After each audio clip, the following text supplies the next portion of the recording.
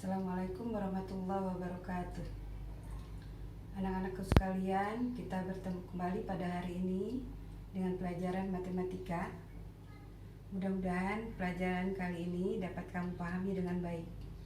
Untuk mempersingkat waktu, marilah kita mulai pelajaran kita hari ini dengan membaca Bismillahirrahmanirrahim. Untuk materi kali ini, Ibu akan menerangkan masalah berbagai bentuk pecahan. Ya, di sini kamu lihat berbagai bentuk pecahan. Yang pertama adalah pecahan biasa.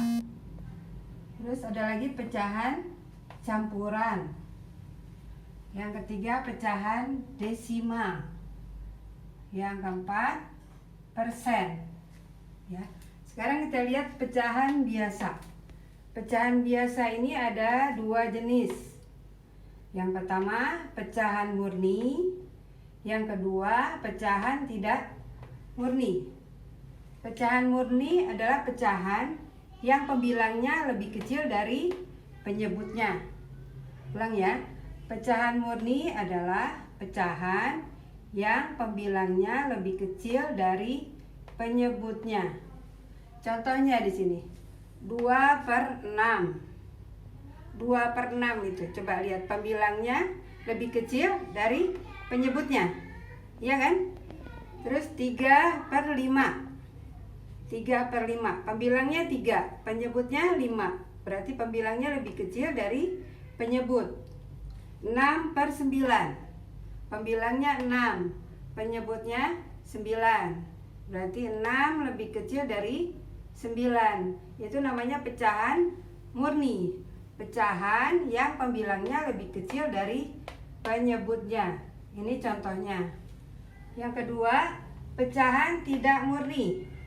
Pecahan tidak murni ini adalah pecahan yang pembilangnya lebih besar dari penyebutnya.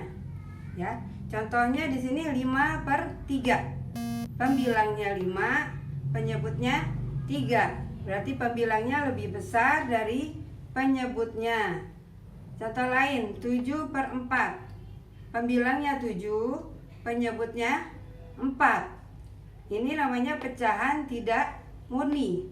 Pecahan yang pembilangnya lebih besar dari penyebutnya. Ini pecahan biasa. Yang kedua, pecahan campuran. Pecahan campuran ini terdiri atas bilangan bulat dan pecahan. Jika angka pembilang suatu pecahan lebih besar dari penyebutnya, maka pecahan tersebut dapat diubah menjadi pecahan campuran. Ya, contohnya di sini, umpamanya ada soal, tuliskan bentuk pecahan campuran dari 8/5. Gimana caranya? Kalau ini namanya pecahan biasa, ya, disuruh rubah menjadi pecahan campuran.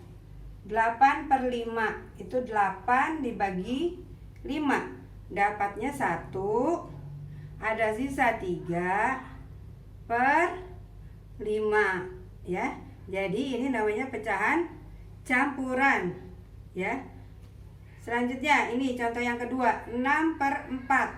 6 dibagi 4, ya, ini pecahan biasa, dirubah jadi pecahan campuran. 6/4, 6 dibagi 4 dapat 1, sisanya 2/4, ya. Ini contoh pecahan campuran. Yang ketiga, pecahan desimal. Desimal adalah pecahan per sepuluhan, per seratusan, per seribuan, dan seterusnya. Pecahan desimal ini ditulis dengan tanda koma. Contohnya 0,3, ya, dibaca 0,3 atau 3/10, ya. Angka 3 berada pada tempat per sepuluhan ini, ya. 3 ini berada pada tempat per sepuluhan. Contoh yang kedua, ya, 0,15. 1 ini berada pada tempat per sepuluhan.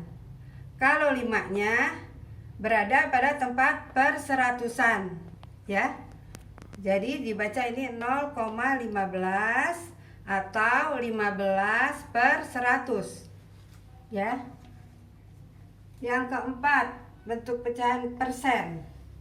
Persen adalah bentuk lain dari pecahan berpenyebut 100. Persen itu ditulis dengan lambang ini persen, ya. Contohnya ini 8%, artinya di 8/100. 25%, artinya 25/100. Jadi persen itu per 100, ya. Ulang, ini 8%, artinya 8/100. 25% artinya 25/100, ya. Kamu paham untuk materi bentuk-bentuk pecahan pada hari ini? Mudah-mudahan kamu dapat dengan mudah memahaminya. Untuk pertemuan kali ini Ibu kira cukup sekian. Insya Allah nanti kita lanjutkan pada pertemuan berikutnya. Sebelum mengakhiri, marilah sama-sama kita membaca Alhamdulillahirobbilalamin. Assalamualaikum warahmatullahi wabarakatuh.